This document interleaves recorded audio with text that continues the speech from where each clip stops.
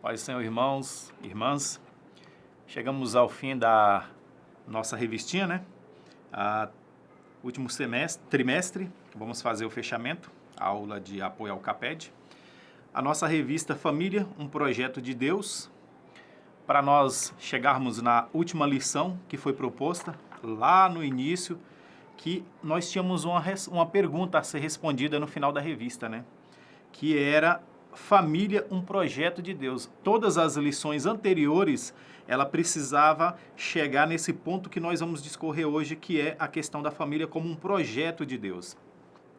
E para nós chegarmos a este ponto aqui, percorremos aí 12 lições, onde tratamos de assuntos diversos e inerentes ao dia a dia, importante para o momento que nós estamos passando, para que nós pudéssemos responder essa questão. Antes de mais nada também, antes de entrarmos na lição, gostaria de, já que é a última lição, né, agradecer aí a todos envolvidos no projeto, nesse projeto aqui.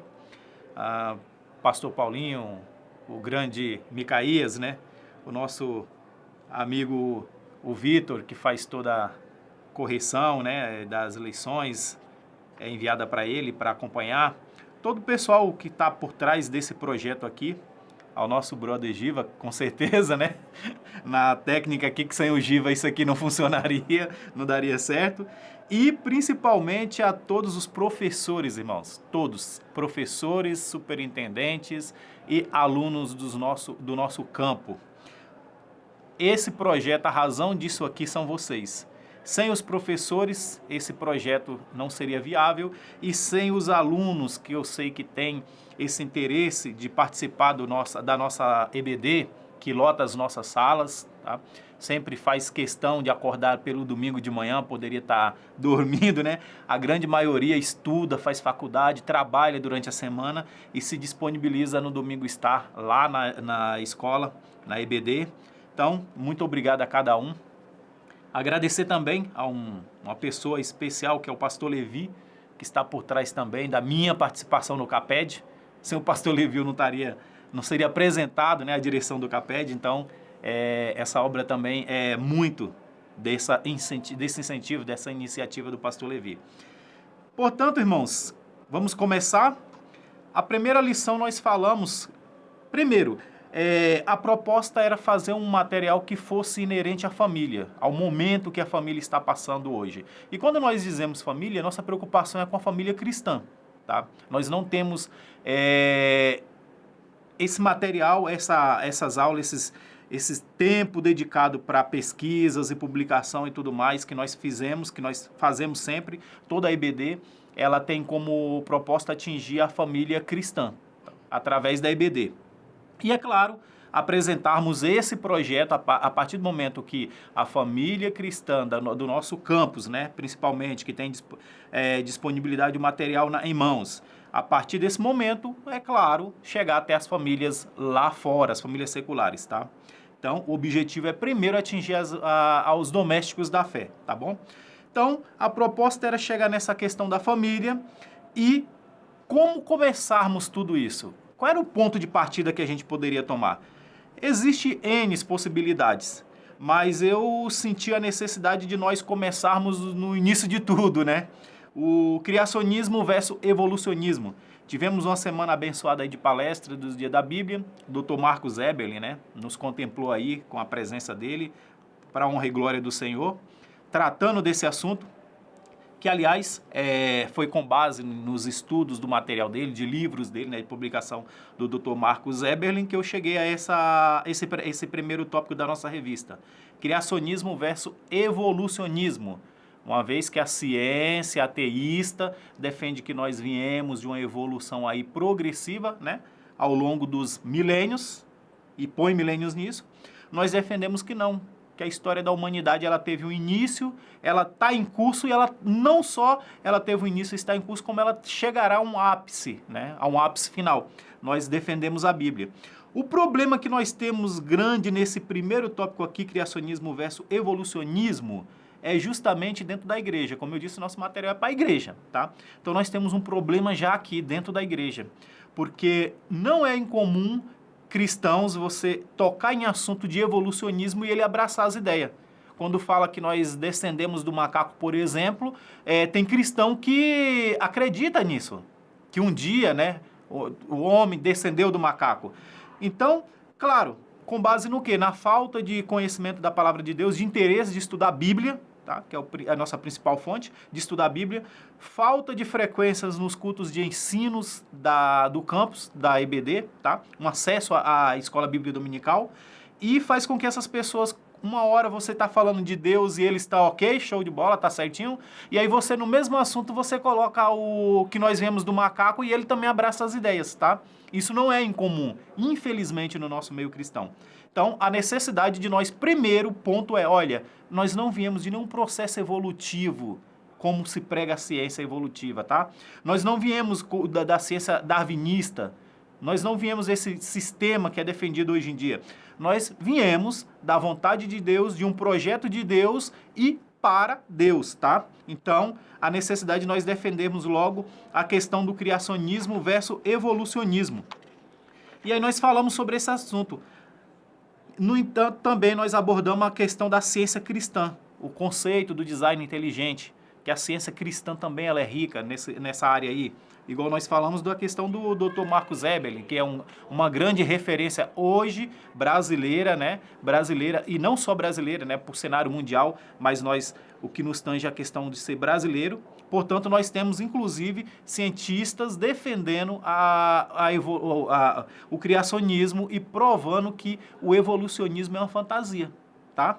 Mas, infelizmente, muitos cristãos ainda vai por esse caminho aí. Na lição 2, nós falamos sobre a questão do porquê, então, já que nós vamos apresentar a família, nós precisamos ir na gênese da família. Primeiro, nós somos na gênese, bem, de forma sucinta, né, da raça humana, a criação dos seres humanos, feito à imagem e semelhança de Deus, tá? E nós entramos no tópico 2 falando por quê, como que começou a família. E o tópico 2 não é bom que o homem esteja só. Falamos sobre o Ministério da Solidão, um assunto muito importante de ser destacado hoje em dia na sociedade brasileira para o rumo que nós estamos caminhando, uma vez que isso já é realidade na Europa, principalmente no Japão, surgiu no Japão, e a Europa já tem, tá, ministérios da solidão para cuidar de pessoas que chegaram à velhice, não casaram, não têm família, e ele ficou sozinho, chegou na velhice, e a idade chega para todos, né? Então, os governos oferecendo vamos dizer assim, um apoio para essas pessoas, com o Ministério da Solidão. E nós falamos por que não é bom que o homem esteja só.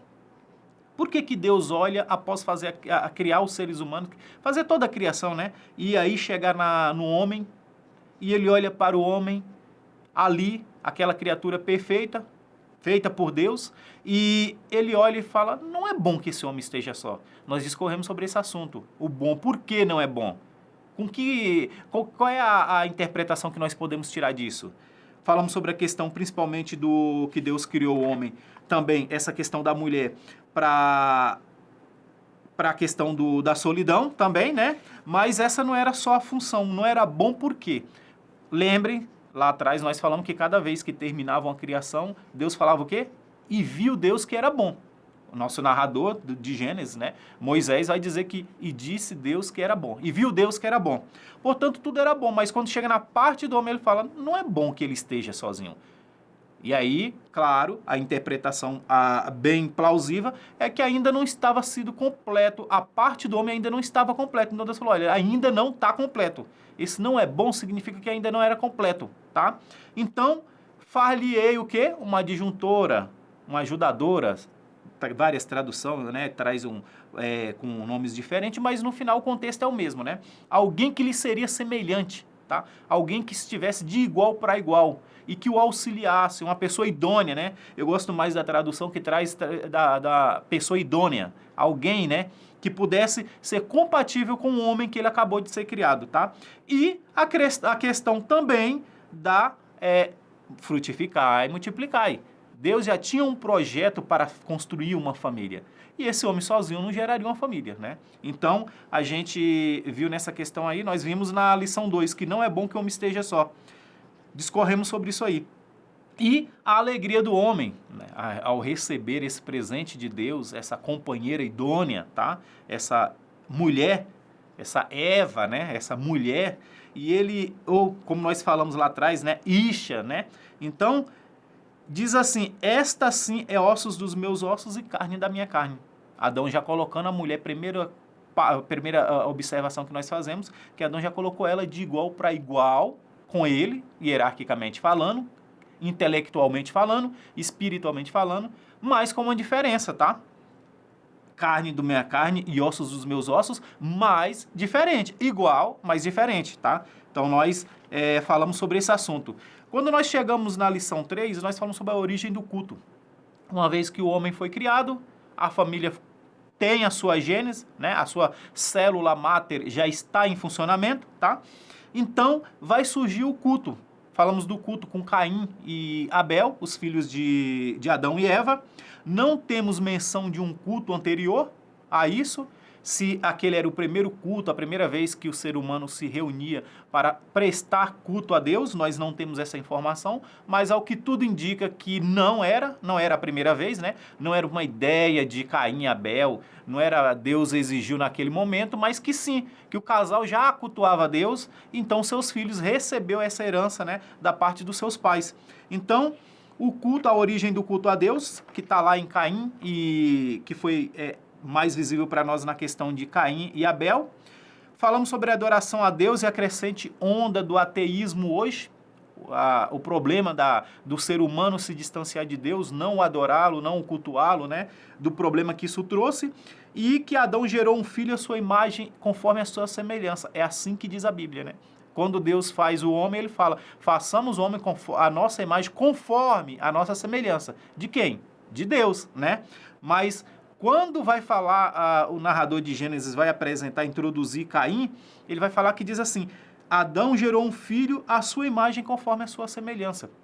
E aí nós já falamos da questão aí, tem até uma discussão se os filhos, se o casal teve filhos ou não antes da queda, se o casal teve ou não filhos fora do jardim, ou foi dentro do jardim. Tradicionalmente nós defendemos que não houve filhos do casal antes da queda, que os filhos foram depois da queda, tá? Se a gente for pegar a história, então é mais plausível acreditar nessa parte aí. Eu sei que tem gente que tenta introduzir essa Caim e Abel antes da queda, o que é difícil, uma vez que Caim e Abel saiu, vamos dizer assim, herdando o pecado do pai, tanto que Caim, né, vai lá e comete o crime mata seu irmão. Isso aí, creio que é a prova mais do que suficiente para provar que Caim já nasceu fruto do pecado, tá? E o culto que agrada a Deus, nós falamos sobre qual é o culto que verdadeiramente agrada a Deus. Tocamos nesse assunto aqui. Falamos sobre a questão também do culto que agrada a Deus, o que nós encontramos lá em Romanos, por exemplo, Romanos 12, né, versículos 1 e 2. E nós pegamos esse assunto um pouco mais para frente que nós vamos chegar e destrinchamos ele um pouco melhor. Na lição 4, nós falamos que Deus, soberanamente, por vontade própria, o método de Deus, foi assim que ele determinou que a humanidade ela seguisse um sistema. E quem foi escolhido? O homem, né? Primeiro foi feito o homem, a liderança que se vai seguindo, depois a gente vê sempre a figura do homem sendo líder. A gente vai ver que o resgate da humanidade se dá através de um homem, né, do patriarcado, aí vem o patriarcado, né, o sistema patriarcal, através de um homem, né, que é Noé. Depois nós vamos ver outro grande nome dentro do sistema patriarcal, que é Moisés, o próprio Moisés, o narrador de Gênesis. Vamos ver o chamado do casal lá de Ur dos Caldeus, né, Sara e Abraão. Portanto, Abraão e Sara sendo chamado e a figura de Abraão sendo o homem que guiaria, né, do qual guiaria essa nova humanidade, surgiria essa nova humanidade restaurada. Deus vai restaurar a humanidade e ele escolhe um homem, portanto, o sistema patriarcal, e ele vai perdurar até os dias de hoje que nós vivemos.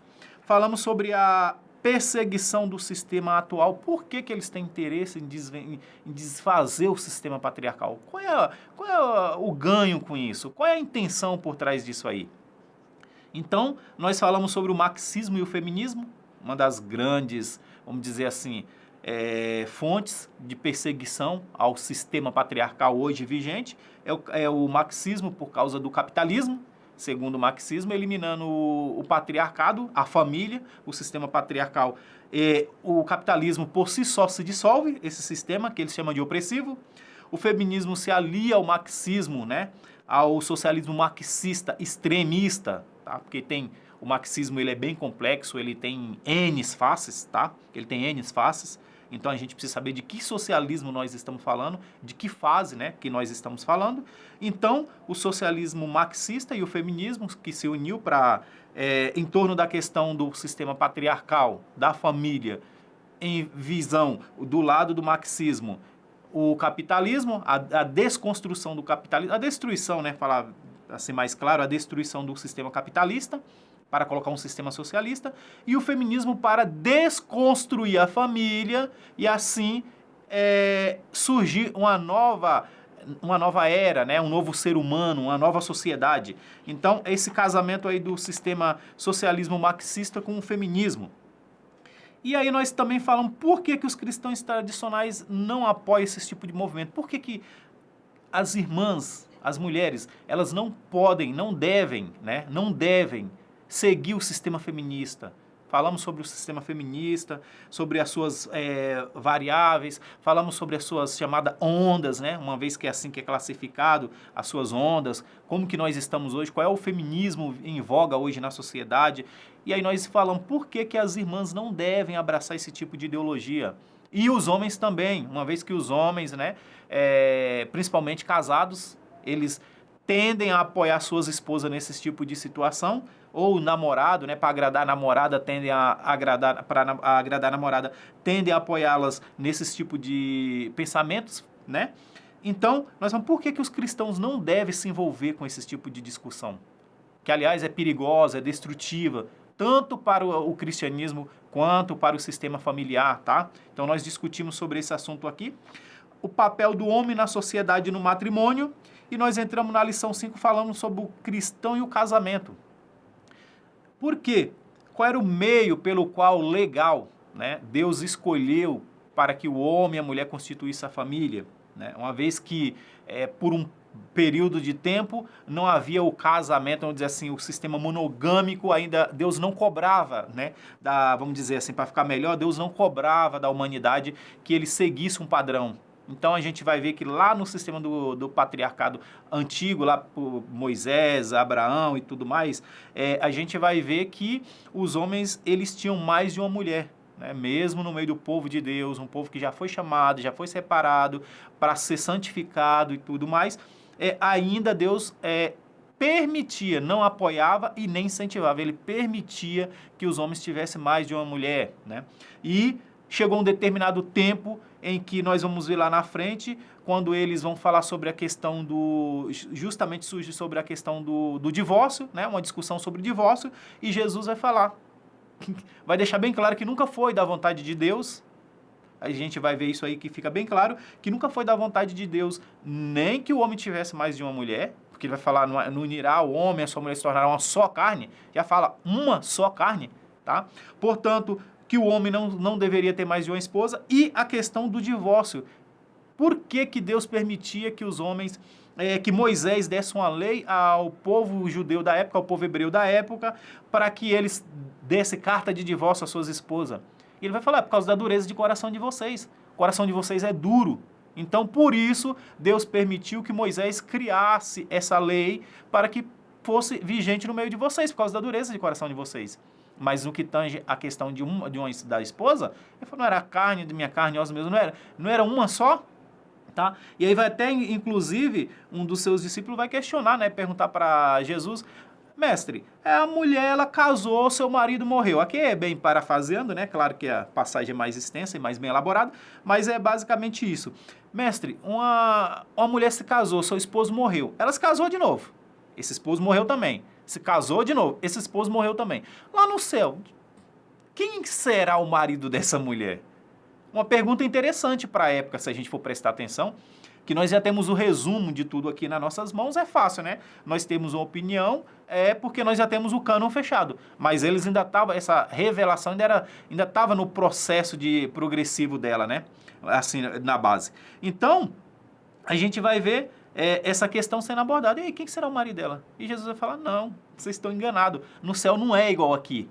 Tem um propósito, o propósito do homem se unir a uma mulher, o propósito de constituir filhos, constituir famílias, ele tem um propósito e vai se cumprir aqui na terra. Lá segue-se outra coisa, não é a mesma coisa aqui. Então ele falou, nenhum dos dois será, nenhum deles será esposo dela, que nos céus não se dará em casamento, tá?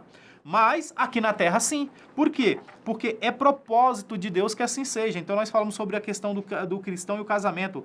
A importância de ter alguém para chamar de ossos dos meus ossos e carne da minha carne. Né? Uma vez que o coração do homem ele tende a partir aí para a subversão do que é moral, do que é ético, é natural do homem caído, né? Então, é importante ter alguém para chamar de ossos dos meus ossos e carne da minha carne. Qual é a importância disso que nós abordamos? Qual é a importância disso? Portanto, tudo culmina para quê? Para a construção de uma família, de um sistema familiar saudável e conforme os padrões morais e éticos determinados por Deus. Então, nós chegamos na lição 6, família cristã, valores éticos e morais. E isso aqui pega bastante, isso aqui. Por quê? Uma vez que a sociedade hoje que nós vivemos, e isso aí o mundo entendeu muito bem, os movimentos ideológicos entenderam muito bem, a ética e a moral em vigor hoje no meio da sociedade, ela é fruto do cristianismo, ela é fruto do judaísmo.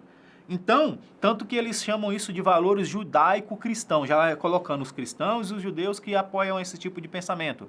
Então, a família cristã, valores éticos e morais. A nossa sociedade, no ponto que nós chegamos hoje, ela é fruto desses valores éticos e morais. Sem esses valores éticos e morais, por exemplo, grandes reis da Inglaterra que nós temos, por exemplo, né, quando vai falar da questão do cristianismo sendo pregado entre os bárbaros, entre os vikings, entre os nórdicos e tudo mais, quando a gente vai falar sobre esse povo, o cristianismo alcançando esse povo, então a sociedade que nós vivemos hoje, ela é constituída disso aí, do sistema judaico-cristão. Portanto, a lei, a moral, a ética que nós temos hoje disponível é justamente fruto dessa história, dessa trajetória do povo de Deus sobre a terra no meio do povo gentil. E essa é a grande questão. Por quê? Para que desfaça o sistema capitalista, e ele vem do seio da família, né, conforme diz o Marx, né, e todos apoiadores do sistema marxista, para que eles possam destruir o sistema capitalista, eles precisam destruir a família. E como que destrói a família? Para destruir a família, você precisa entender quais são seus valores. Então, para desconstruir essa família, o feminismo, as ideologias de gênero, o capitalismo marxista, extremista, o que eles fazem? Eles atacam os valores morais e éticos defendidos pelos cristãos. Tá? Defendido pelos cristãos.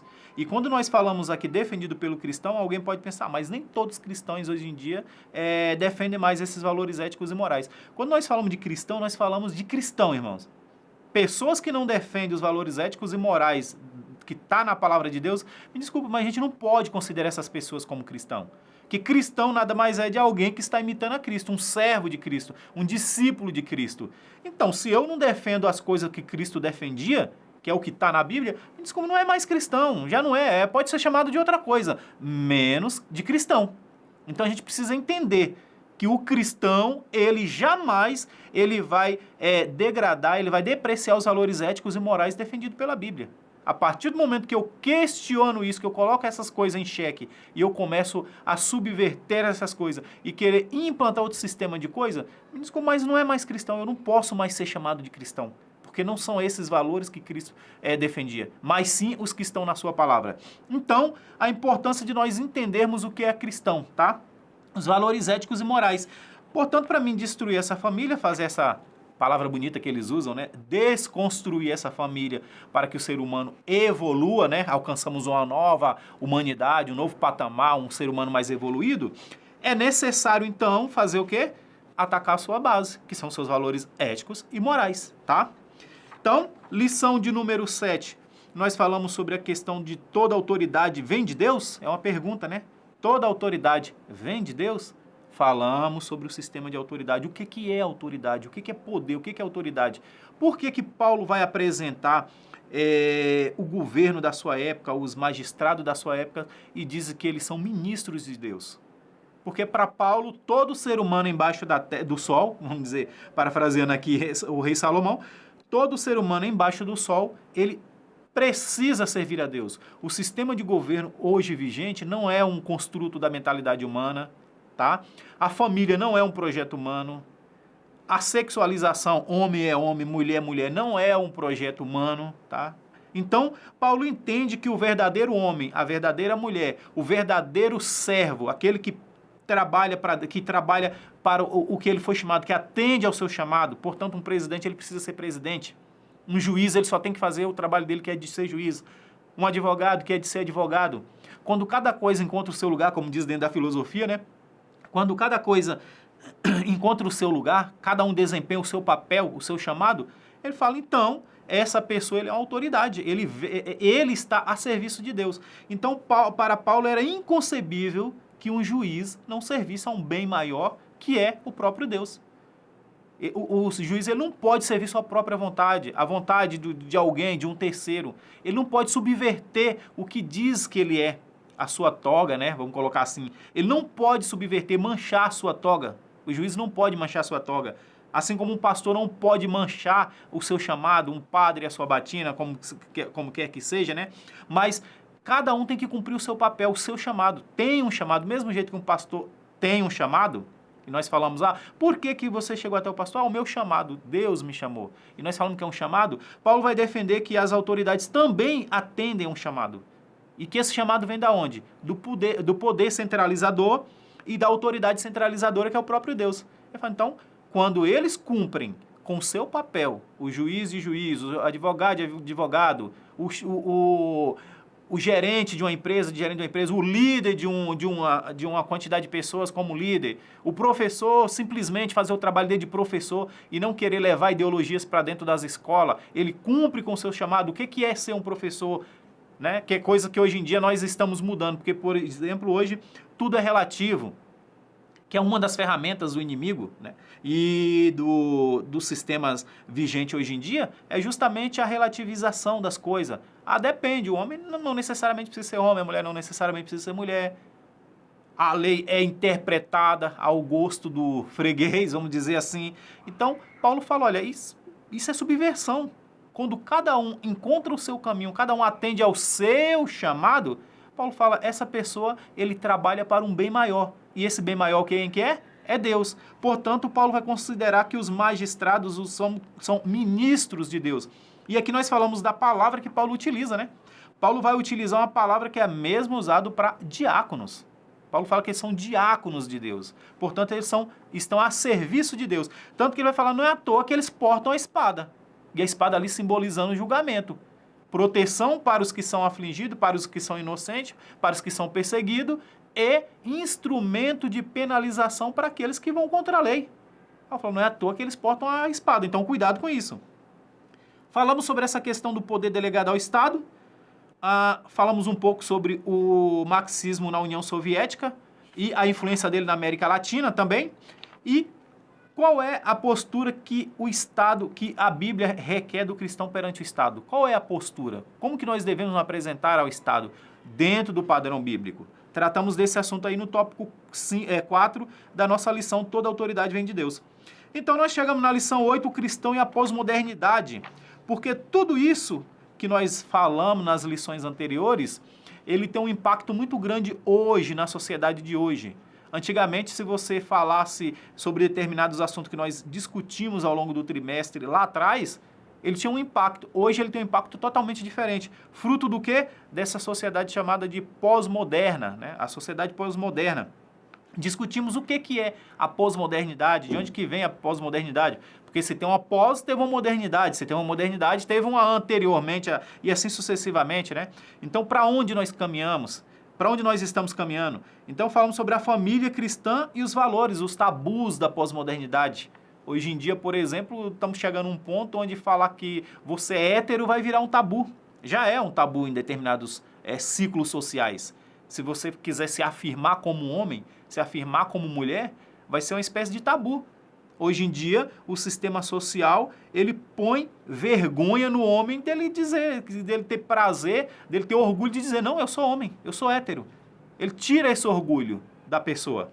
E aí nós conversamos lá atrás, por quê que o sistema hoje em dia trabalha para tirar esse orgulho do homem dizer que é homem, da mulher dizer que é mulher, poder ter orgulho de dizer que é mulher. Tá?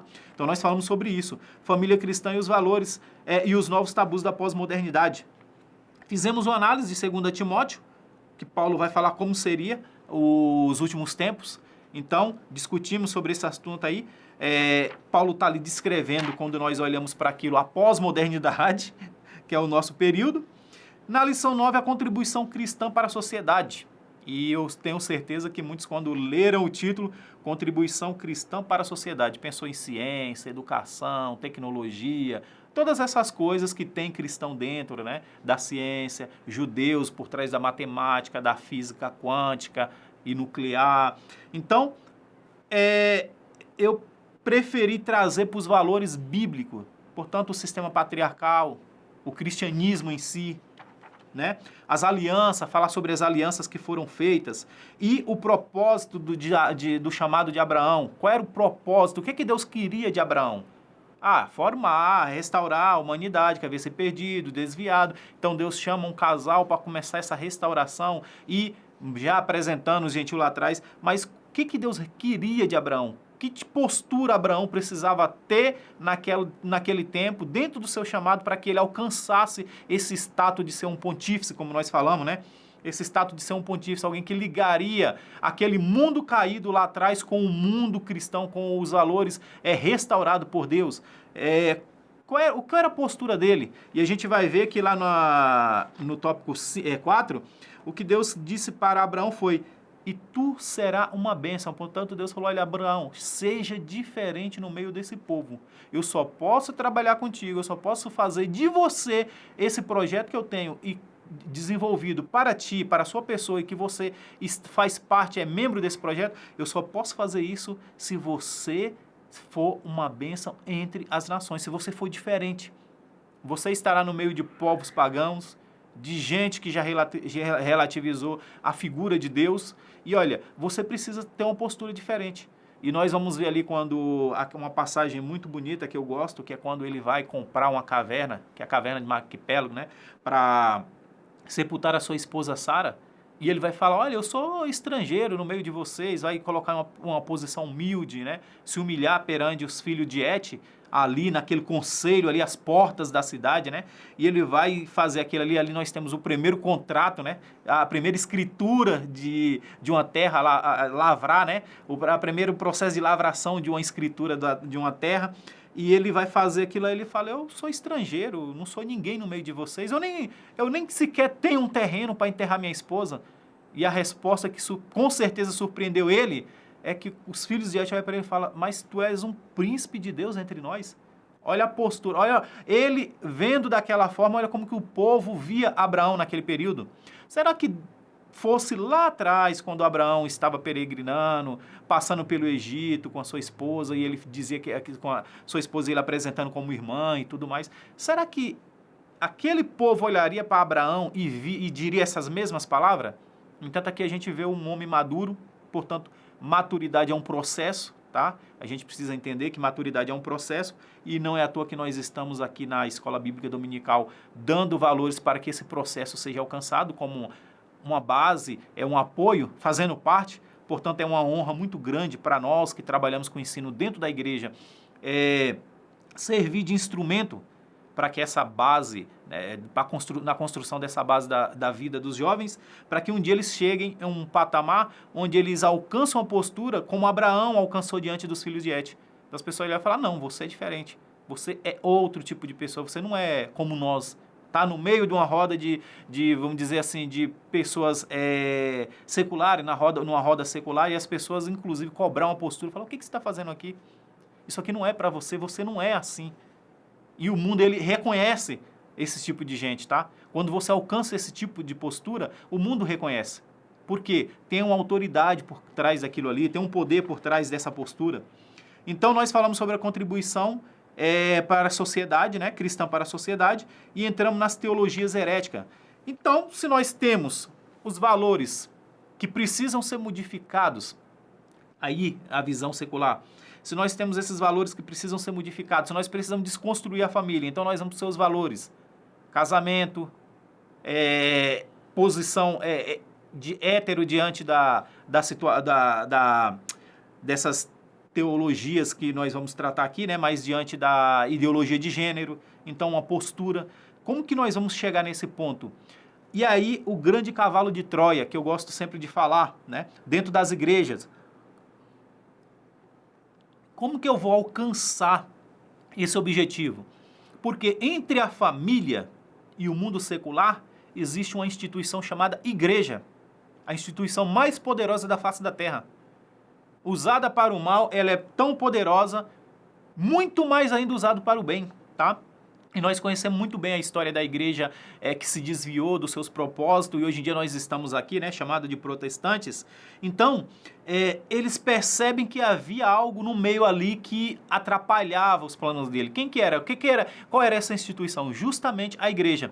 Então, eles precisavam também trabalhar com a igreja. E aí surgem as teologias heréticas. Tratamos sobre esses assuntos aqui de grandes nomes, né, da teologia da libertação, influência do marxismo, o padre José Eduardo, né, que defendia que que primeira manifestação desse movimento lá atrás, né, ele defendia que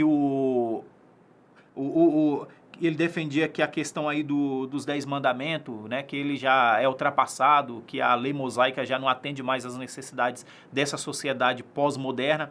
Lá atrás esse padre já defendia, e ele vai falar que a sociedade, para evoluir, precisa desconstruir esses valores. Então, o movimento da teologia da libertação, falamos sobre a teologia liberal ou o liberalismo, esse perigo que é, e principalmente dentro dessas teologias, já que elas são vastas, né, e estão dentro da igreja, presente, e infelizmente a gente vê até homens e mulheres piedosos e piedosas, homens piedosos e mulheres piedosas, que ao pregar ou fazer uma pregação, fazer um trabalho dentro da igreja, eles acabam cometendo esses erros aí teológicos de postura, de citar opinião, de dar opiniões que você vê que é totalmente de teologias progressistas, teologia da libertação, porque por falta de conhecimento do estudo teológico, né, mais sistematizado e tudo mais, e, claro, frequência na escola bíblica dominical, que eu sempre vou bater nesse ponto, que a escola bíblica dominical ela é a base, ela é a alicerce da nossa sociedade cristã. Então, eles acabam cometendo, inclusive, essas gafes, de citar posturas que a gente vê que está totalmente dentro dessas teologias, tá? Então, a teologia progressista, a mais perigosa de todas elas, é a teologia progressista, na minha visão, é claro. E nós falamos sobre Efésios, a armadura de Deus para a família, que quando nós vamos ler Efésios, nós não podemos ler esse capítulo 6 aqui e achar que essa parte do capítulo 6 ele está falando simplesmente de um assunto desconectado com o resto do livro de Efésios.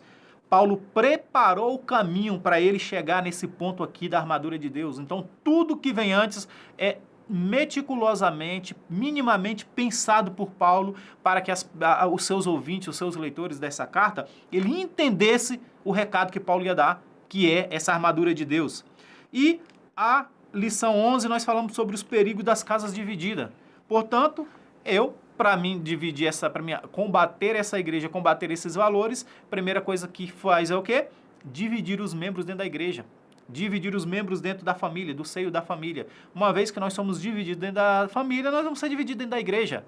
Então o cristianismo não reflete mais na sociedade, porque nós somos fragmentados, somos uma família fragmentada. Então se nós somos uma família fragmentada, nós não vamos conseguir refletir os valores morais, éticos e espirituais que a palavra de Deus nos dá. Então, o perigo das casas divididas, tá? Falamos sobre esse assunto aí, e onde Jesus vai mostrar para aqueles fariseus da sua época que, na verdade, esse era um dos grandes problemas. Por que que o Império Romano reinava sobre eles? Por que que eles tinham a primazia ali do mundo naquele momento, inclusive em cima do povo de Deus? E Jesus vai falar, olha, aliás, esse era um dos assuntos, né? Que o povo, os fariseus da época, eles diziam que os ensinos de Cristo iria fazer com que estava atraindo muitos jovens e iria destruir a sociedade, iria destruir a família, os valores, a base moral e ética daquela época. E Jesus vai falar, não, isso aí já foi feito, isso aí já foi feito. A minha intenção é o contrário, é reconstruir. Portanto, Cristo vem para reconstruir esses valores éticos e morais. Uma vez que esse sistema já havia sido, a fragmentação já estava no meio do povo. E aí nós colocamos sobre o sistema, por exemplo, o sistema de governo no meio da própria nação judaica, né? Fariseus, escribas, essênios, zelotes e tudo mais. O poder do Salmo 127 e 128, discutimos sobre esse assunto. E entramos na lição 12, que fala sobre a unidade familiar. A importância da família estar unida. E deixamos bem claro que é impossível uma família cristã unida se não for em torno da palavra de Deus, do conhecimento, da aplicação, da absorção e da aplicação da palavra de Deus. É impossível termos uma família unida, alcançarmos uma unidade familiar, ou alcançarmos como igreja, né, como cristãos, alcançarmos uma unidade cristã, espiritual como igreja, se nós não colocarmos os valores que estão na Bíblia, que está na palavra de Deus. Portanto, a importância da mulher, falamos sobre a importância de grandes mulheres na história da sociedade mundial, a contribuição, qual é o papel dos filhos, como que eles ajudam nesse assunto. E falamos o que é unidade, qual era a visão que Paulo tinha de unidade, qual é a visão que a filosofia tem de unidade, qual é a visão que o judeu, né, ele tem, o sistema judaico, ele tem de unidade, qual é a visão da Bíblia, o que a Bíblia diz sobre unidade? Será que é a mesma coisa que nós pensamos? Então, a importância de nós entendermos o que é unidade, tá? E aí Paulo vai falar sobre essa igreja como o corpo de Cristo, bem ajustado, cada membro cumprindo com seu papel, nenhuma se sobrepondo ao outro, mas cada um contribuindo para o bom funcionamento do outro. E, por fim, o corpo de Cristo saudável. Então, a unidade familiar, ela gera unidade na igreja. A unidade da igreja, ela gera o quê? A unidade do corpo de Cristo. Então, a unidade, para que nós possamos fazer verdadeiramente parte do corpo de Cristo, é necessário que nós sejamos unidos em nossos lares e levamos essa unidade para dentro da igreja, tá? Porque a igreja é reflexo da família. O comportamento do crente, os valores defendidos pelo crente, abraçados pelo cristão, são reflexos dos valores ensinados dentro de casa, tá? Isso é muito importante.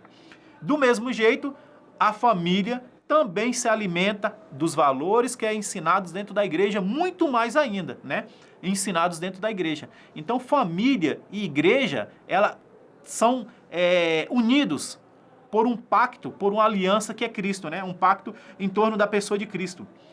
Então, nós chegamos aqui na 13ª lição, que tem por título, que é o título da nossa revista, né? Família, um projeto de Deus, tá?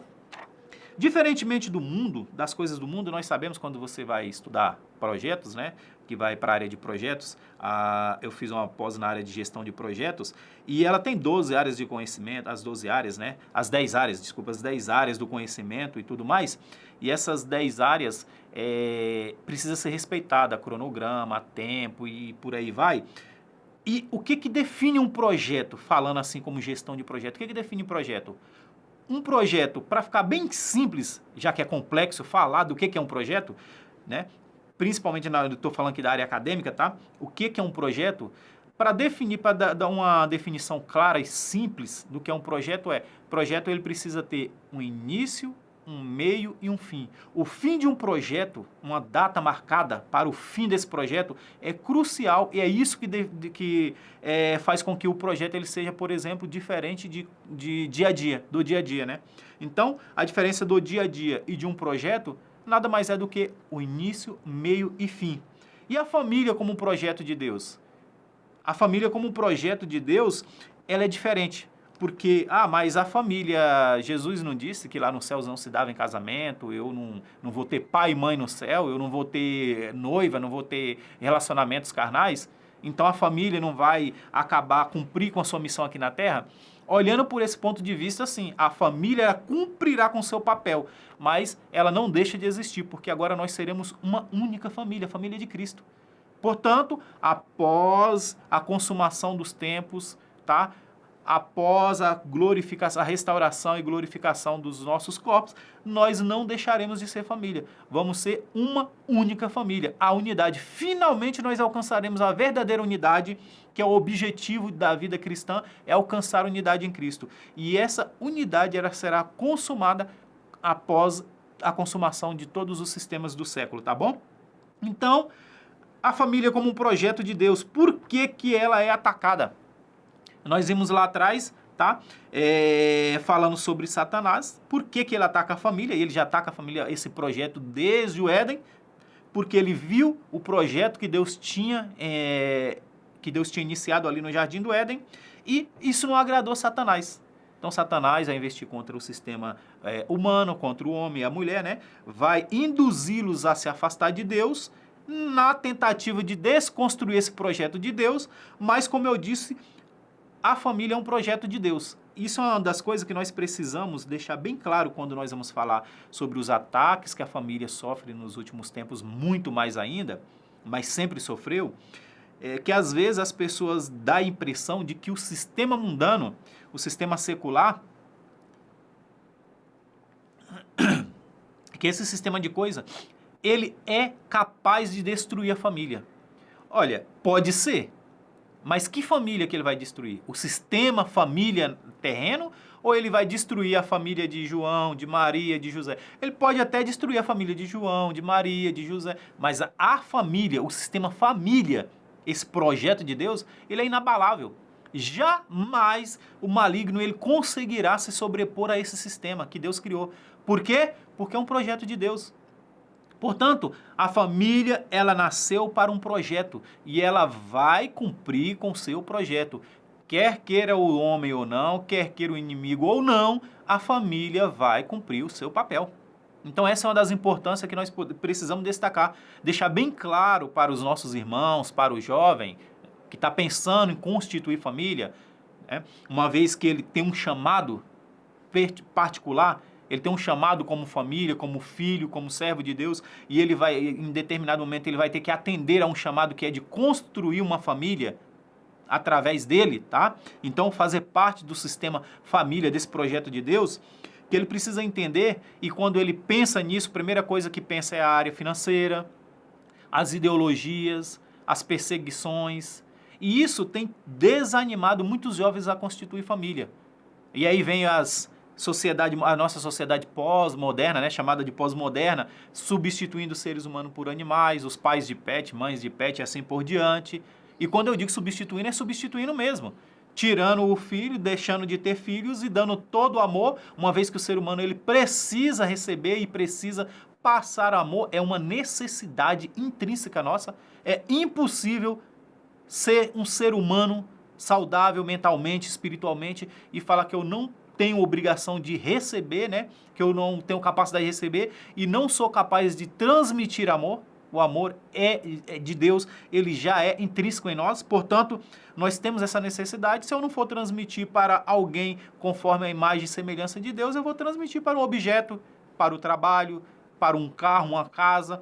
E hoje em dia está substituindo essas coisas por animais, né? Então, aquele amor que daria para um filho é transmitido para um animal. E aí nós questionamos em aula passada por que a quem interessa essa agenda? Quem que interessa esse enxugamento do tamanho da família a tal ponto de nós nos reduzirmos em pais e mães de pet? A quem essas coisas interessam? Então nós como cristãos precisamos pensar sobre esse assunto, tá? Então, qual era o propósito? Por que que esse sistema ele tem essa necessidade? Então, aí vem os ataques de Satanás contra essa instituição chamada família. E quando nós que temos família, eu que já sou pai, você que ainda vai constituir sua família, não precisa ter medo. Se você está alicerçado, se a sua vida, se a sua família, a base familiar, se ela for construída, se a base moral, ética e espiritual for construída através da palavra de Deus, nós não temos o que temer. É simples, é só voltar para a palavra de Deus, estudar a palavra de Deus e aplicar, transmitir ela para os nossos filhos e que estará tudo certo. Esse projeto é impossível de falir. Portanto, se você se dispõe, jovem, se dispõe de construir uma família e ela será alicerçada, baseada dentro da palavra de Deus, descansa em paz. Descansa em paz porque essa família, ela jamais será abalada, ela jamais será destruída. Não importa como que é o sistema financeiro do mundo, se ele vai ruir, se o sistema moral vai ser degradado, ético vai ser degradado, para onde caminha essa humanidade secular, não importa. A sua família sempre será uma bênção. Por quê? Porque ela estará participando de um projeto. E esse projeto foi construído por Deus. Então, quando nós nos disponibilizamos a contribuir com esse projeto de Deus, nós não podemos sentir peso. Porque essas coisas que acabamos de falar e tratamos em aulas passadas, ele acaba criando um peso para o jovem. E o jovem, ele sente esse peso e ele tem receio, ele tem medo de construir uma família. Não é incomum a gente conversar com jovens que estão namorando e tudo mais, e a gente fala, e aí, vai casar? E aí, quantos filhos quer ter e tal, tudo mais, e a gente sentir aquela apreensão, aquele medo. É natural também, né? Não passou por experiência, pelo processo de amadurecimento e tudo mais, para ter aquela confiança. Mas se você tem a palavra de Deus, você estuda a palavra de Deus, medita na palavra de Deus, desde jovem você já vai ter essa confiança. Vai falar, não, eu vou constituir minha família, é assim que se Deus me permitir, é assim que vai ser. E você vai com confiança. Vai levar seu relacionamento a sério, vai levar seu casamento com confiança, vai levar o seu projeto de fazer parte dessa família com confiança. Então nós não devemos ter medo, o jovem ele não precisa ter medo. E muito menos vergonha, porque hoje em dia, o que querem levar a sociedade hoje em dia quer levar o jovem a ter vergonha de ser homem, a mulher de ser mulher, vergonha de ter mais de um filho. Nossa, não tem televisão na sua casa, né? Falamos sobre esse assunto, né? Então, criar um constrangimento, um sentimento de constrangimento no jovem, ao ponto dele pensar, será que eu vou construir família? Esse negócio é bom ou não? É um bom negócio eu construir família? Tá? Então, quando você entende a palavra de Deus, você não tem receio. Ao contrário, você tem prazer, você tem alegria, se sente honrado. Não é um fardo, é uma honra. Construir família não é fardo, é honra. É uma honra fazer parte desse projeto que Deus desenvolveu e que vai cumprir com o seu papel. Quer você queira ou não, se você vai casar ou não, esse projeto não vai deixar de existir simplesmente porque você não quer contribuir. Esse projeto, ele existe, ele é um sucesso e sempre vai ser. A família sempre vai resistir a todas as intempéries, a todos os ataques do sistema secularizado, do maligno, do inimigo. Não interessa. Por quê? Porque não é um projeto humano, como diz a sociologia, não é um construto da humanidade, não é um projeto humano, é um projeto de Deus, tá? Então, é essa a certeza que você precisa ter. E, quando você entende isso, nós chegamos àquele ponto aqui, do tópico 4, tá? Da nossa lição, que está lá em Josué 24, onde Josué, ele vai ter a convicção no meio do seu povo, falar, olha, vocês querem mesmo desistir? Vocês querem mesmo desistir de tudo que Deus preparou para nós nessa terra? Vocês querem adorar outros ídolos? É mais fácil? É mais cômodo? É mais prazeroso? Vocês não querem carregar esse peso, essa responsabilidade de ser servos de Deus, de construir uma família? Portanto, Josué, diante dessa situação, né, ele vai chegar, vamos ler aqui, né, Josué 24:15, ele vai dizer o seguinte, vamos começar do 14, Josué faz de novo um concerto com o povo, tá? Ele diz assim, agora, pois, temei ao Senhor e servi-o com sinceridade e com verdade, e deitai fora os deuses aos quais serviram vossos pais da além do rio e no Egito, e servi ao Senhor. E o 15 ele vai dizer assim, porém, né, tem uma questão, porém, se vos parece mal aos vossos olhos servir ao Senhor, escolhei hoje a quem servais, se aos deuses a quem serviram vossos pais, que estavam da além do rio, ou os deuses dos amorreus, em cujas terras habitais. Porém, mais uma vez, né, porém, eu e a minha casa serviremos ao Senhor. Josué fala, olha, como que o sistema do mundo está caminhando, para que lado que a humanidade está caminhando, se é pós-modernidade, se é modernidade, ele fala, eu não quero saber disso aí. Ele fala, uma coisa eu sei, eu e a minha casa serviremos ao Senhor. Portanto, que Deus abençoe a vida de cada um de vocês, jovens, e que vocês possam ter essa convicção diante das intempéries da vida, e vai ter, tá? Que fique bem claro que vocês vão sim passar por isso a vida inteira, a família sempre vai ter esses ataques, que diante dessa situação nós possamos ter a mesma postura que Josué teve quando o seu povo estava pensando em desistir e adorar os deuses pagãos, e dizer, eu e a minha família serviremos a Deus. Amém? Portanto, agradeço a Deus e agradeço a oportunidade do ministério aí e do CAPED e a paciência de cada um de vocês nessa caminhada desse trimestre. Que Deus abençoe a cada um de vocês. Em nome de Jesus, é o que eu falo, é o que eu agradeço. Amém.